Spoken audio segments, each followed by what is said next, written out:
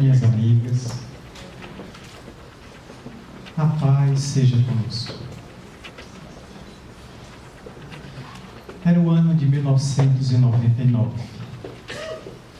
Eu recebi um convite por telefone do digno trabalhador do Instituto de Cultura Espírita de Itabuna, o senhor José Neto, João Batista Neto, para fazer parte de uma caravana em que ele havia alugado um ônibus com 50 lugares e pretendia, naquele início de quinta-feira, começo de carnaval, deslocar 50 trabalhadores espíritas da cidade de Itabuna e de Ilhéus para o Triângulo Mineiro.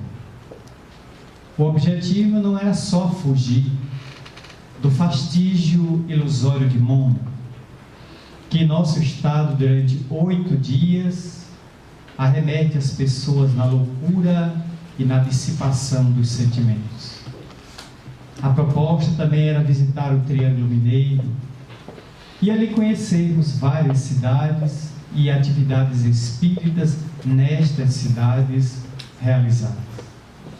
Reservando-nos uma vaga, de maneira gentil, o querido irmão, cuja amizade conosco remonta a quase 30 anos, convidou-nos e deslocamos-nos de quarta para quinta-feira, ali chegando pela manhã para Itabuna. E às 22 horas daquela quinta-feira, prévia de carnaval, saímos todos da Praça da Bandeira, ao lado da Prefeitura Municipal de Itabuna, com destino a Uberaba. Foram 23 horas de viagem, de modo que chegamos às 9 horas da noite, dia seguinte, sexta-feira, à pitoresca Uberaba. Ali, passamos ao descanso, todos estávamos exaustos. No sábado pela manhã, visitamos o pequeno comércio da pitoresca cidade. Sábado à tarde, fomos visitar o Centro Espírita Léon Denis, onde o seu presidente pediu-nos para dizer 20 minutos de uma exposição, comentando algum aspecto da obra de Allan Kardec. À noite, visitamos uma outra cidade. Veio o domingo e fomos para Peirópolis, visitar o extraordinário sítio arqueológico onde grandes dinossauros, animais pré-históricos foram descobertos em Peirópolis, demonstrando ali ser um dos acervos mais extraordinários da cultura animal ancestral em território brasileiro. Na parte da tarde, visitamos a enorme fazenda, praticamente constituída de ervas medicinais, de um grande tarefeiro, um trabalhador já desencarnado, que fazia daquelas ervas ungüentos, bálsamos, para curar as pessoas.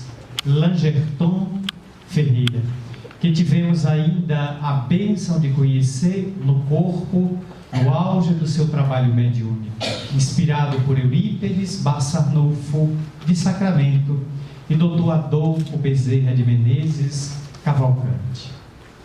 No domingo, nos utilizamos para visitar, a segunda-feira, melhor dizendo, visitamos durante o dia a cidade próxima de Uberlândia. E depois voltamos a Uberaba no final da tarde. E na noite de segunda-feira nos dirigimos para o Centro Espírita Aurélio Agostinho. Era ali que militava Celso Afonso de Almeida, médium, aposentado do Banco do Brasil e já desencarnado. Ali chegamos e encontramos um salão com as dimensões deste em que nos encontramos, onde cerca de 200 pessoas estavam sentadas e outras 180 estavam em pé, encostadas nas paredes ou nas colunas. Nos situamos numa lateral e por volta das 8 horas a atividade começou. Celso Afonso, sentado numa quina da mesa, entrou em transe e com o lápis numa velocidade vertiginosa psicografava sem parar. Na outra quina, Alguém foi até o meio do salão e perguntou-nos o nome.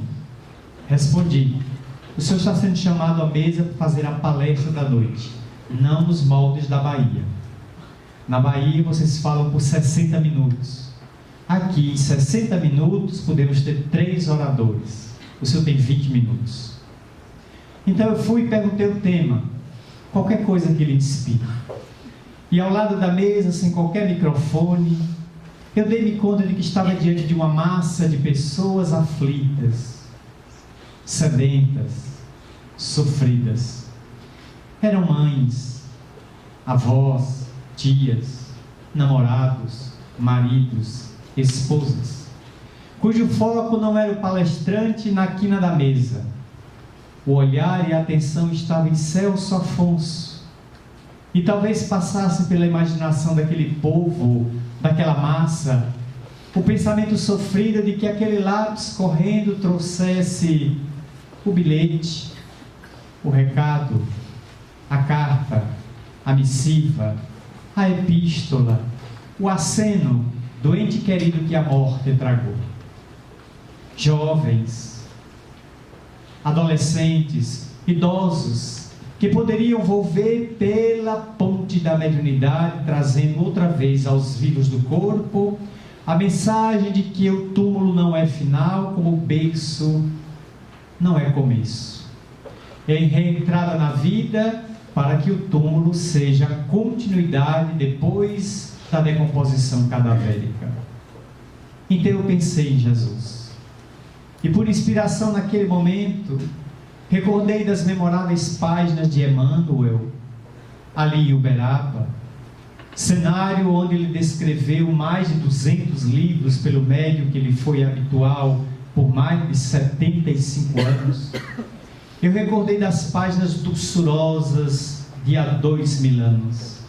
Livro, aliás, que foi recentemente interpretado em Salvador numa peça teatral no Teatro do Salesiano, onde a companhia do ator de São Paulo, durante 2 horas e meia, tomou deste livro há 2000 anos e interpretou magistralmente, desde o diálogo entre o senador e seu amigo Flamínio Severus, sobre o estranho sonho que tomava conta da vida daquele senador de 29 anos de idade, até a sua trágica partida ao lado da filha Flávia e do genro Plínio, na erupção catastrófica do Vesúvio, ocorrida na cidade de Pompeia, no ano 79.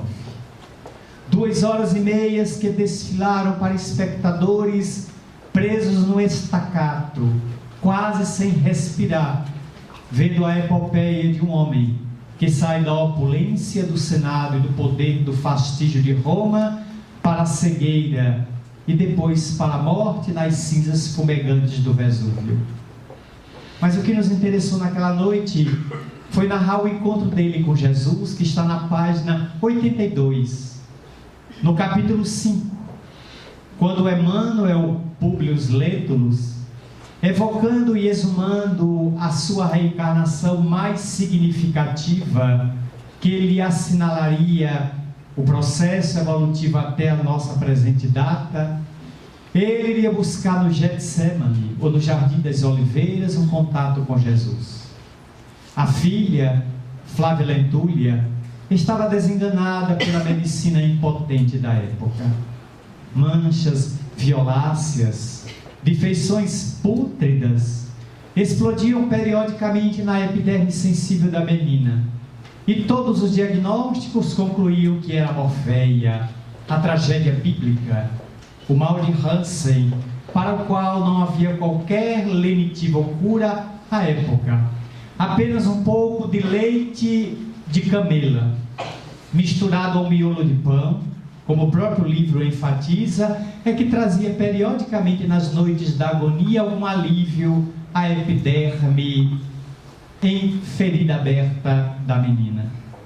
Desesperado com aquela possibilidade de perder a filha, ele então ouve falar de um homem notável, um homem bom, um homem doce, um homem que espalhava a esperança e tinha os olhos como se fossem 2 amêndoas, o cabelo Era um trigal maduro.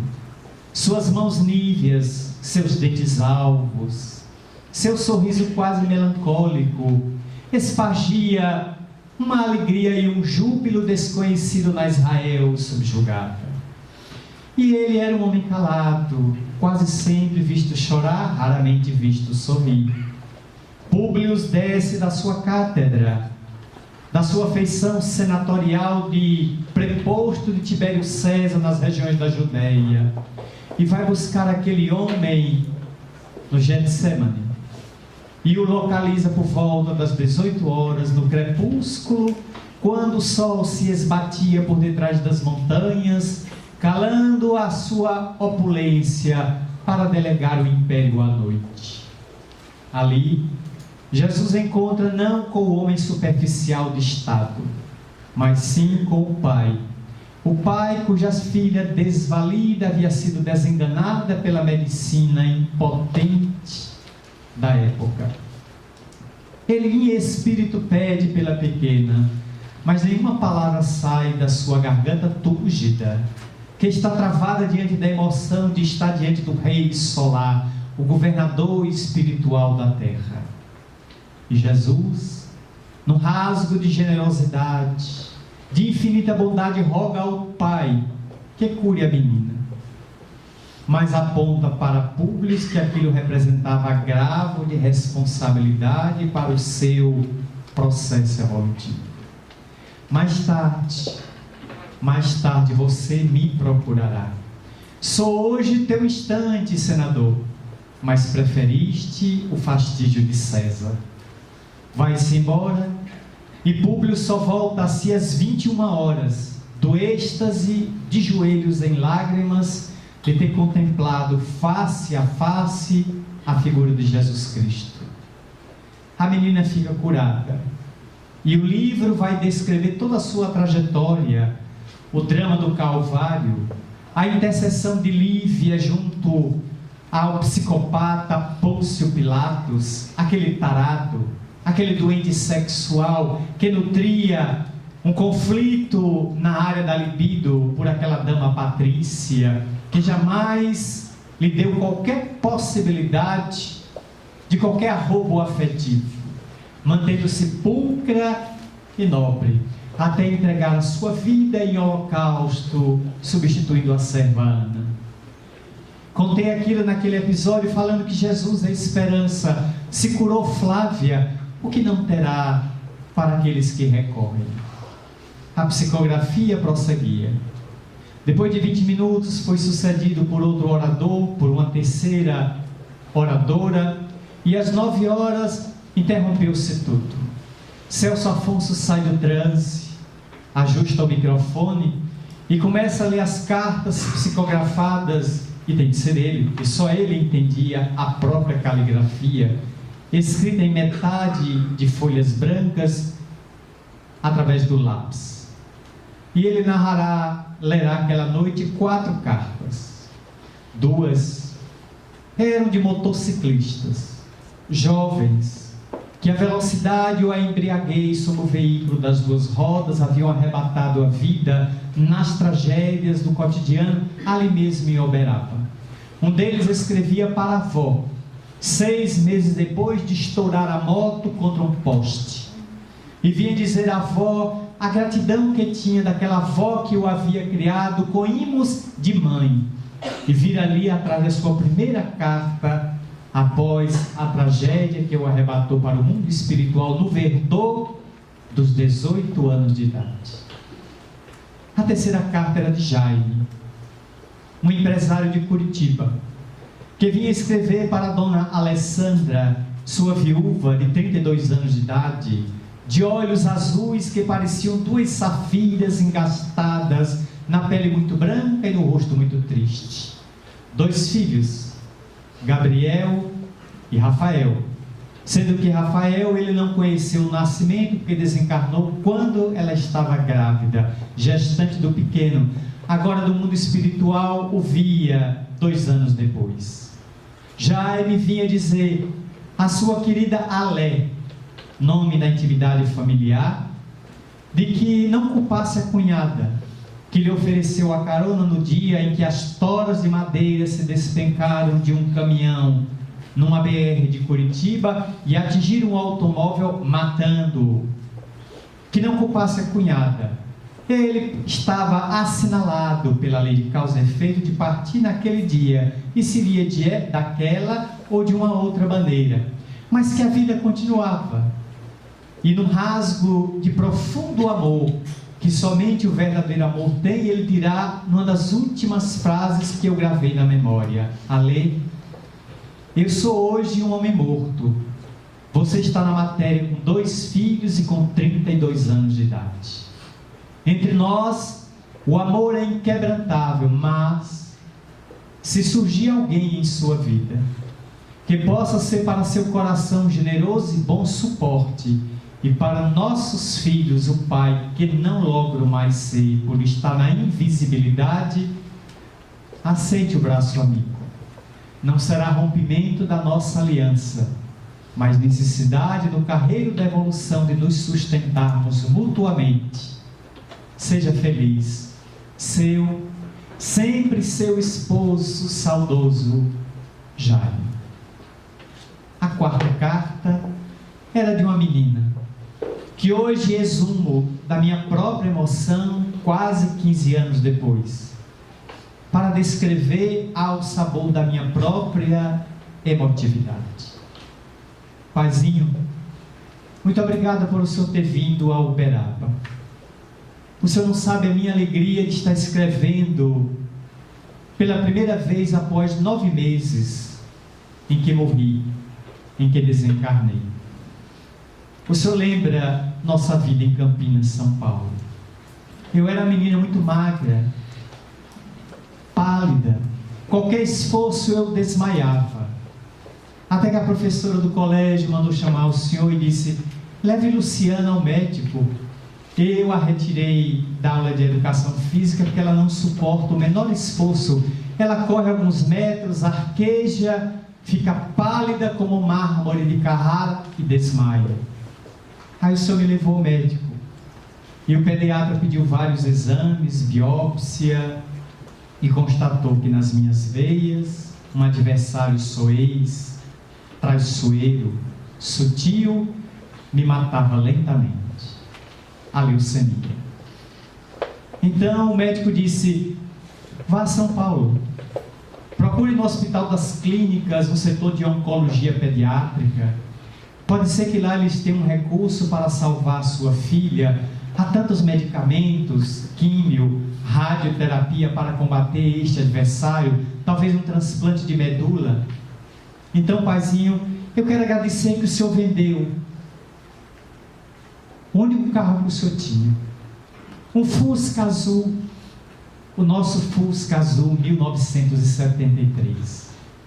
O senhor fez uma vaquinha entre os amigos, e com aquele dinheiro, eu e o senhor embarcamos de Campinas para São Paulo, atrás de uma cura que parecia tão promissora. Fui internada, começaram os exames que confirmaram tudo aquilo que o médico de Campinas já havia diagnosticado, e os médicos intensificaram o combate com as armas mais letais contra o adversário que me matava dia a dia: a químio e a radioterapia. É natural, paizinho, que os dias foram se passando. Eu fui ficando com a pele ressecada, queimada, bombardeada por aquelas máquinas, e o cabelo foi caindo aos tufos. Quanto mais eu penteava, mais eles caíam soltos. O senhor me reconfortava, e eu acreditei que podia me recuperar. Os dias foram passando e eu fui virando apenas pele e osso. Aí eu recordo aquele dia. Eram 5 da manhã. Eu e o senhor dormindo naquele beliche, naquele quarto de enfermaria. Até que eu, entubada, tomando algum soro, gemi mais alto. O senhor acordou precípite e, olhando, me disse: o que é, Luciano? Está sentindo alguma dor? Eu já não tinha mais forças para falar nada. Apenas olhei. Fiz um gesto com minha mão tocou a sua, e a minha mão deslizou pelo meio da sua, e desfaleci. Penetrei o grande sono e viajei na inconsciência profunda. Quando abri os olhos, paizinho, quando eu abri os olhos, estava num quarto todo cor-de-rosa. A cortina aberta balançava suavemente ao vento brando da manhã. Eu tinha flores, tapetes, o quarto era tão bonito e era só meu. Eu não estava numa enfermaria cheia de gente. Eu desmaiei, o paizinho me trouxe para uma clínica particular. Quando olhei meu corpo estava normal. Eu me espreguicei, paizinho, não senti nenhuma dor nos ossos. Olhei, meu cabelo estava ralo, mas havia cabelo firme. E eu apertei uma campainha e entrou uma senhora, tão simpática, tão sorridente. Me fitou e disse: bom dia, Lu. Bom dia. Você quer alguma coisa para quebrar o de jejum, minha filha? Eu até que estou com fome. Gostaria de comer alguma coisa sim. Mas quem é a senhora? Me chame Vovó Valda. Vovó Valda? Mas a senhora é mãe de minha mãe? Sou. Mas Vovó Valda, a senhora já morreu. Você também, minha filha. Você também. Seu corpo está em Campinas. Seu corpo já passou, Luciano. Agora você está vivo. E na ausência de sua mãe que ficou na terra, eu serei sua mãe, até que ela venha para cá um dia. Paizinho, a dura realidade caiu-me na alma como um coice. E eu mergulhei o rosto no colo de vovó. E chorei. Chorei tudo que uma criança de 9 anos de idade é capaz de chorar. Sonhos desfeitos, esperanças que não iam se realizar, projetos, viagens, fantasias, brincadeiras. Vi tudo se desfilar como um sonho de areia, escapando por entre os dedos. E vovó deixou que eu vazasse todas as lágrimas. Quando chorei tudo que tinha direito, ela disse: agora se recupere, minha filha. A vida continua. O câncer levou o corpo, mas não levou você. A vida continua. E se você me prometer que vai se recuperar, eu consigo levar você para uma cidade em Minas Gerais. E a gente pode tomar a mão de um homem juntas e escrever uma carta ou um bilhete para sua mãe e para seu pai. Aí eu me reavivei. E 9 meses depois, paizinho, eu tenho a alegria de estar em Uberaba. Aqui minha mão pousa sobre a desse homem e sobre a minha está de vovó. São 3 mãos escrevendo, correndo no papel. Eu quero agradecer, paizinho, porque o senhor trouxe meu irmão Rodrigo. Eu tenho tanta saudade de Rô. A minha melhor amiga de colégio, Vanessa. E eu tenho certeza que esta carta não vai ficar escondida, porque Vanessa vai contar para todos os meus colegas que eu escrevi. Mas eu quero agradecer mesmo o senhor ter trazido minha mãe, em cujo pescoço eu vejo daqui da mesa a corrente de ouro que dei de presente quando fiz 6 anos de idade no Natal. Sempre sua filha saudosa, Luciana. 46 laudas de papel. Eu as contei. A sala veio abaixo. Não havia uma pessoa que não chorasse.